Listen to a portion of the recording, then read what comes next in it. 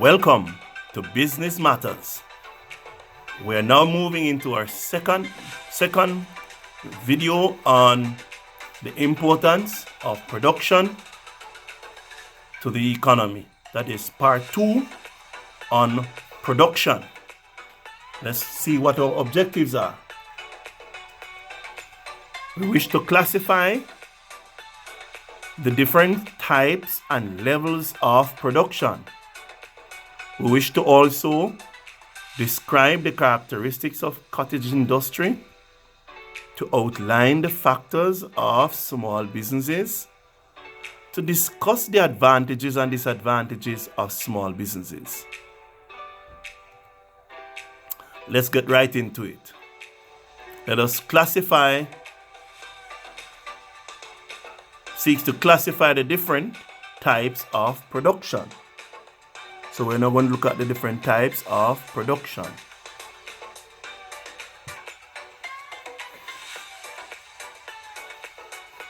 Extractive production, or what we also refer to as primary production, and this is concerned with the extraction of basic raw materials provided by nature, right?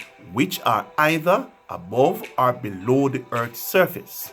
So simply put, primary production is really producing the goods in its natural form, extracting the goods in its natural form. Let's go to number 2. So we have some examples rather of extractive industries, that agriculture, right? So agriculture is a part of the extractive or primary production.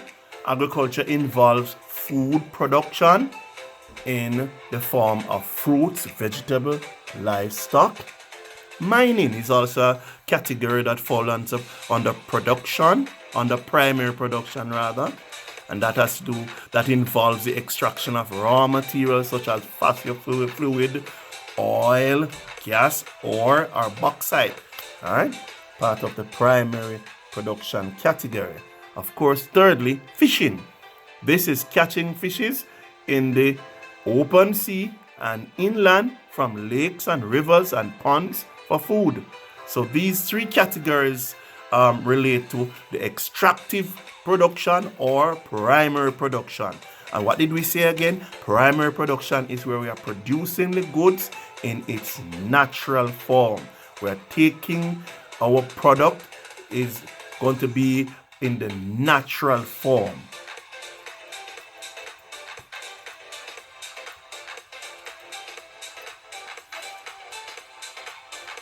So we go on to secondary production. Secondary production, this industry takes the raw materials produced from the extractive and change them into other byproducts or finished goods. All right, so a category that comes under secondary production would be construction, where raw materials are partly processed raw materials, yes, are used to create buildings and roads and bridges and, hospitals and schools, yes, construction, homes, hotels, yes. So construction falls under secondary production. Then we have manufacturing, and this now involves producing a complete item or assembling or refining the item. So let's go back again to this item, manufacturing. So what we're saying here is that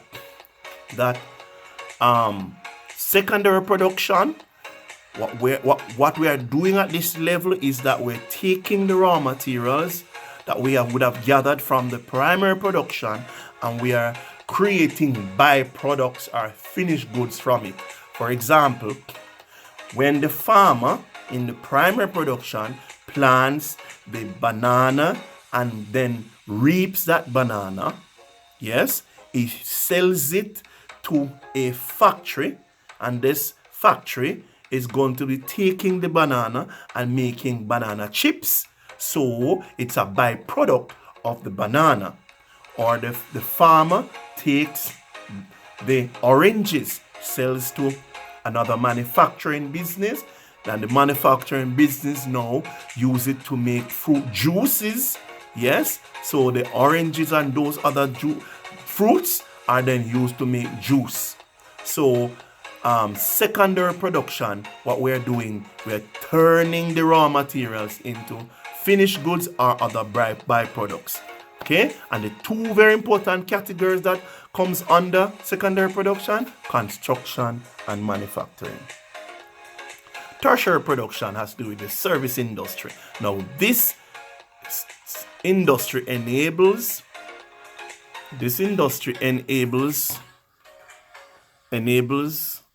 the change of ownership of goods and services.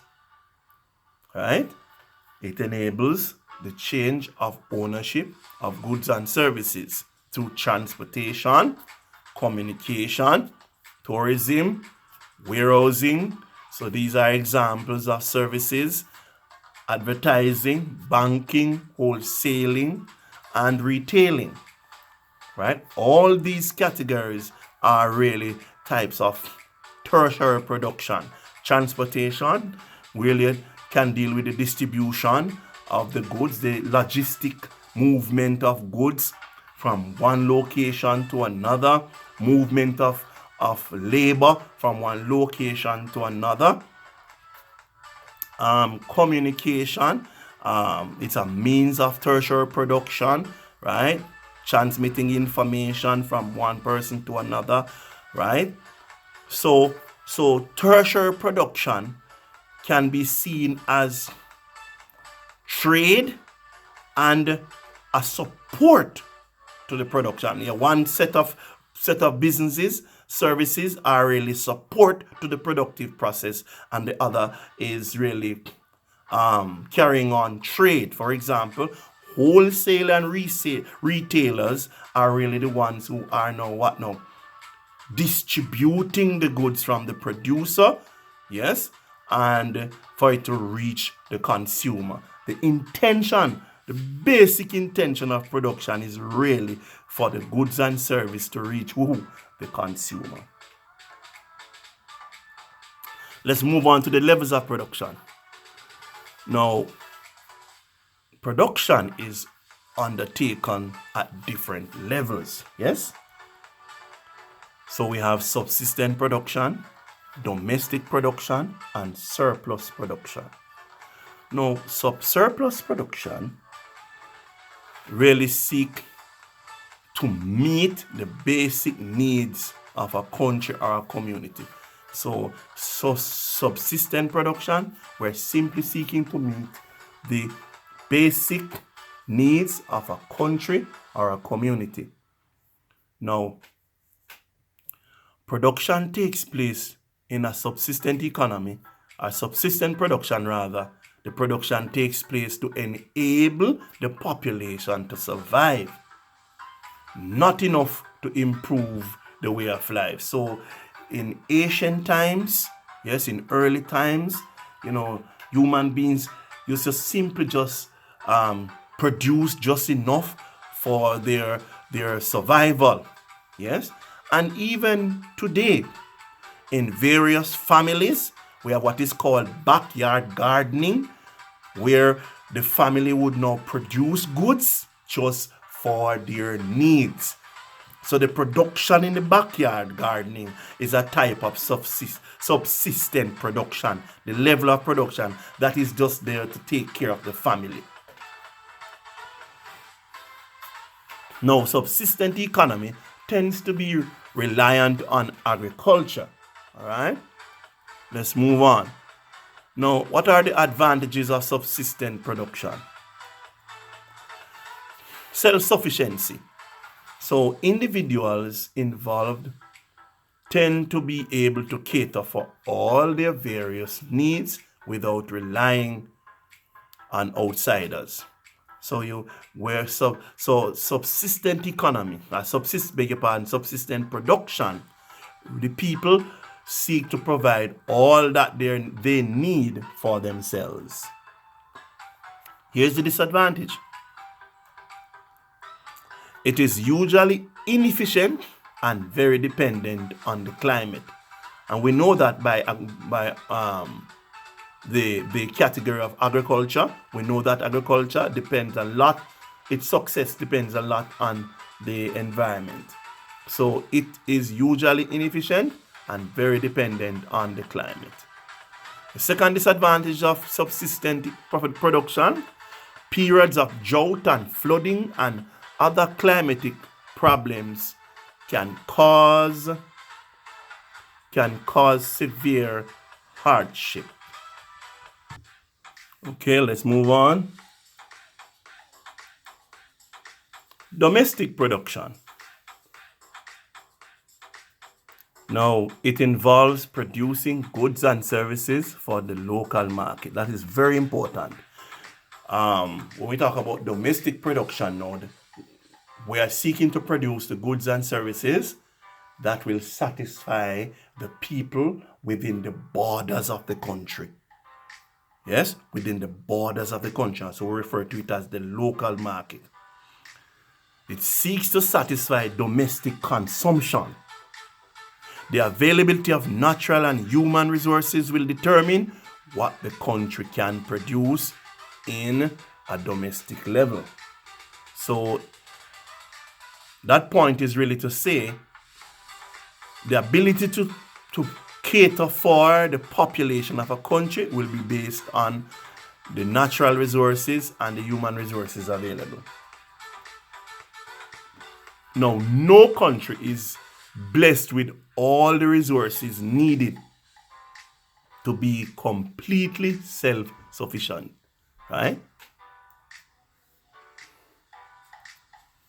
What are the advantages of the domestic production?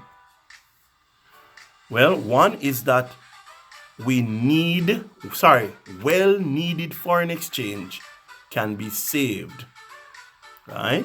The more goods and services are produced locally, the less monies will be needed to pay for imported goods. So that's an advantage of domestic production. There is in the Caribbean this campaign to grow what we eat and eat what we grow. That is a means of reducing imports, and if we reduce the amount of imports, then there will be less foreign exchange going out to pay for imports. Second benefit of domestic production is that it develops a robust internal trade in the community. So the productivity or the productive processes in the country will get stronger because there will be a demand and a need to satisfy the needs of the population in the country.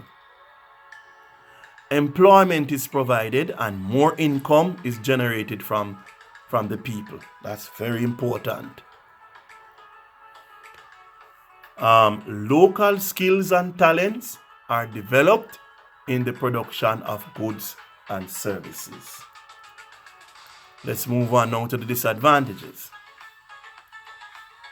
Now, the country have limited benefits from international trade, because if we are only producing for our country, within our country, then we are going to participate less in the international trading communities as they concentrate on domestic production. So we go to surplus. Surplus production are export oriented. At this level now, the countries are able to produce to satisfy domestic consumption as well as provide a surplus that is exported. So surplus production is really the excess, yes, over and above the local demand. So you have some countries will have some items that they produce in excess, that they are producing more than what is demanded in the country, and so they can export it. However, there are some other products that are just designed for export. They are producing it to export it. Now, developed countries like the United States, UK, United Kingdom, Germany, China, Japan, and so on, have a wide variety of resources and exploit these to dominate the export market. Right? And so they have the advanced technologies to enable them to do surplus production. Now, surplus or export production has given rise to a number of international trade agreements because of this. Yes, we have CARICOM, we have the European Union, the World Trade Organization, the Lomé Convention, arrangements for Caribbean countries to export sugar, banana to Europe. That is the Lomé Convention. Yes, so as surplus production and export-oriented production take place, you find that there is a lot of international trade agreements come into play, so there'll be a level playing field, and countries will not be disadvantaged in the whole matter of international trade. Now, what are the benefits that is derived from surplus or export production? One, the country earns well-needed foreign currency to pay for imports. Very important. It facilitates expansion in businesses or business processing technology and specialization. Let me put it this way now. So the benefit here is that it facilitates expansion in business processing technology and specialization. Large-scale production is facilitated, right?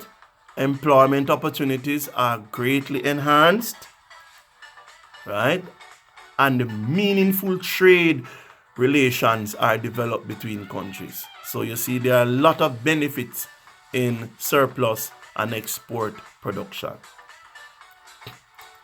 All right, now that we have done that, we need to move on now. We're going to look at cottage industry. Cottage industry is one of the smallest type of business. Yes, it is a small scale industry that is operated in the home or in the community.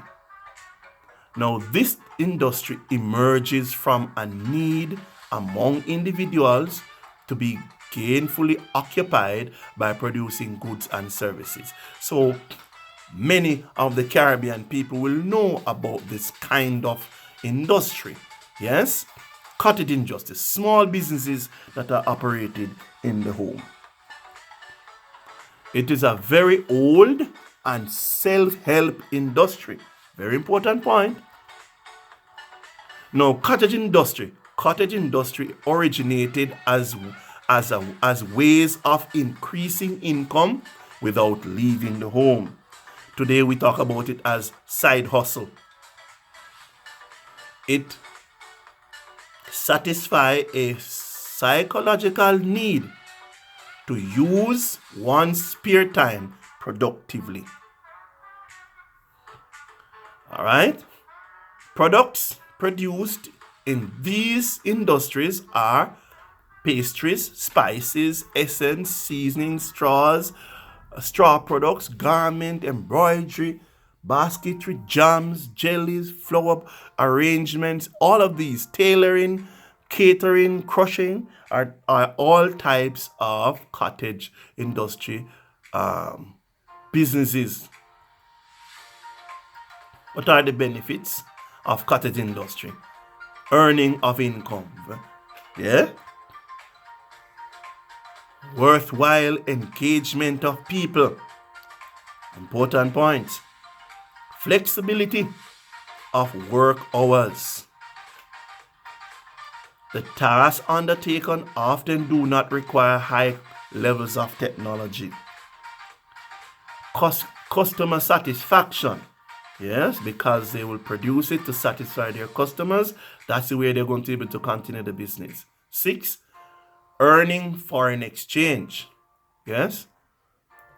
And 7, employment. So we know these are positive benefits or contribution that we receive from cottage industry. Let's move on to linkage industry. Now, what is a linkage industry? Well, linkage industry is really a situation where one industry produces something which another industry depends on to carry out its own productive activities. I want to pause here to say it again. When we talk about linkage industry, it's where one industry produces something that is used in another industry, or another industry depends on that product to carry on their process of production. The type of production the business does will determine backward or forward linkage. So it's based on where you are in terms of the type of in terms of types of production, whether you are primary, secondary, or tertiary. So when an industry or sector produces an input for more advanced industry, this is forwarding linkage. Let's go again. When one industry or sector produces the input for a more advanced industry, this is called forward linkage.